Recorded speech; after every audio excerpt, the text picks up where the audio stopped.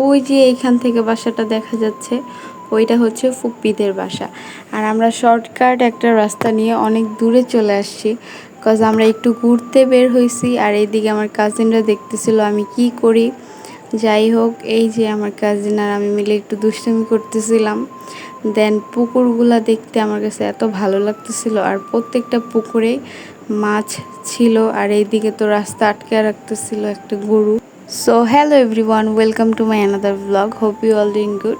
So ফার্স্টে আমি বলেছি আজকে আমি একটু ঘুরতে বের হয়েছি। আগের ভিডিওতে দেখেছো, আমাকে বলতে শুনেছো যে আমি একটু ঘুরতে বের হবো। আজকে সবাই মিলে ঘুরতে বের হয়ে পড়ছি, শুধু আম্মু আর খালামুনি বাদে আমরা সবাই একসাথে ঘুরতে বের হয়ে পড়ছি। ওই যে সামিশু, আমরা অ্যাকচুয়ালি ফুপিদের বাসা থেকে মেইন রোডে চলে আসছি। আর এই জায়গাটা এত এত সুন্দর ছিল মাশাআল্লাহ। আর ওই যে ওই বহু দূরে পাহাড় দেখা যাচ্ছিল। দেন সামিশু অনেক এনজয় করতেছিল ওয়েদারটা। আর ওয়েদারটা মাশাআল্লাহ অনেক জোস ছিল, রাস্তাঘাটগুলো এত সুন্দর ছিল মাশাআল্লাহ। আমরা মেইনলি যাচ্ছি ফেনী নদী দেখতে, যেখানে সুইস গেট আছে। সো চলো দেখে আসি।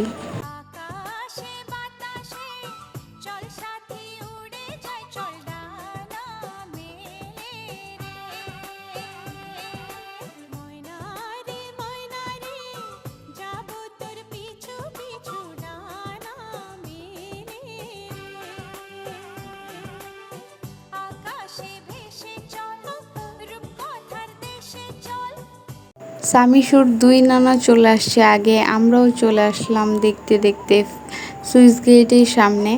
সো এই সুইস গেটটা মূলত চিটাগংয়ের আর ফেনীর সীমানায় পড়েছে। আর এই তো এইটা হচ্ছে ফেনীর আর চিটাগংয়ের সুইস গেট।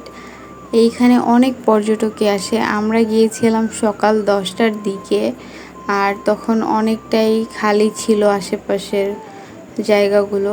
আর অনেকেই বলতেছিল আশেপাশের লোকজনেরা বিকাল দিকে এই সাইডে নাকি অনেক ভিড় হয়। আর এই তো এইটা হচ্ছে ফেনী নদী। এই যে পানিগুলো চলে যাচ্ছে এই পাশ থেকে ওই পাশে। এই দৃশ্যগুলো দেখতে বাস্তবে অনেক সুন্দর ছিল। আর এমন পরিবেশে গেলে অবশ্যই মন মানসিকতা আরও বেশি ভালো হয়ে যায়। আসলে আল্লাহ তাআলার সৃষ্টি অনেক সুন্দর মাশাআল্লাহ।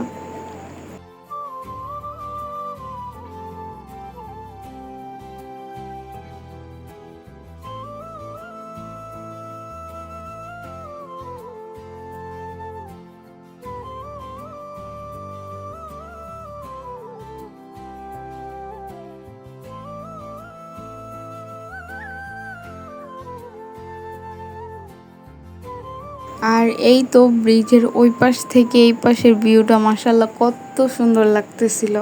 আর এখন আমরা সবাই মিলে চলে যাচ্ছি ফেনী পার্কে। আশেপাশে প্রচুর পরিমাণে গাছপালা ছিল। আর এইদিকে আমার পাকনা বুড়িটা দোল খাচ্ছিল।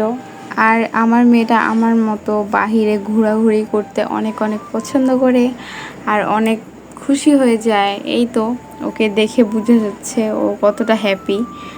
আর সবাইকে ডাকাডাকি করতেছিল, হাই দিতেছিল। এই তো সে বসেছিল তার মামার সাথে, একটু পরে আমিও চলে গেলাম।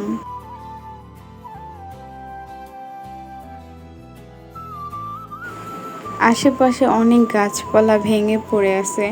এইটার কারণ হচ্ছে আমরা ওইখানে গিয়ে জানতে পারি চিটাগংয়ে নাকি প্রচুর পরিমাণে ঝড় তুফান হয়েছিল, যার কারণে এরকম বড় বড় ছোট ছোট কিছু কিছু গাছ ভেঙে পড়ে আছে।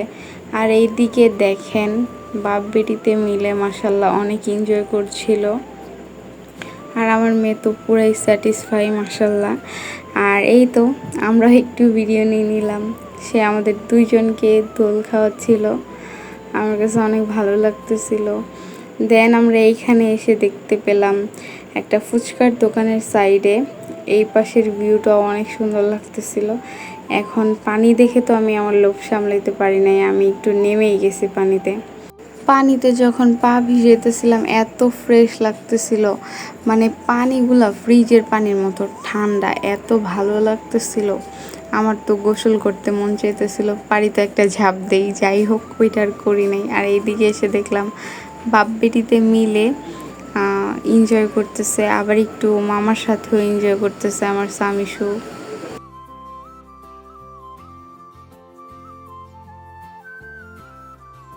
আমরা একটা ফুচকার দোকানে বসে একটু রেস্ট নিয়ে ফুচকা টুচকা খেয়ে বেরিয়ে পড়লাম। যেহেতু ফ্রাইডে ছিল, সবাই নামাজ পড়তে যাবে, যার কারণে আমরা তাড়াহুড়ো করে বেরিয়ে পড়লাম। পার্ক থেকে বের হয়ে আমরা দেখতে পেলাম এইখানেও একটা সাইনবোর্ডের মতো আছে, এইখানেও নদীর নাম লেখা, ওই পাশেও একটা আছে। যাই হোক, এইদিকে বাপ বেটিতে মিলে দেখতেছিল পানি চলাচল বন্ধ করে দেওয়া হয়েছে কিনা। আর পুরোটা নদী প্রায় শান্ত হয়ে গেছে এইটা অফ করার কারণে। আর ওই যে দেখা যাচ্ছে বড় বড় পিলারের মতো, পাখার মতো, ওইখানে মেবি সৌরবিদ্যুৎ তৈরি করা হয়। আর প্রচণ্ড গরম ছিল, আমরা সবাই অনেক টায়ার্ড হয়ে গেছিলাম। আর এইদিকে গাড়ির জন্য ওয়েট করতেছিলাম আর আম মাখা খাইতেছিলাম। এইটা মূলত তেঁতুল দিয়ে আম মাখা।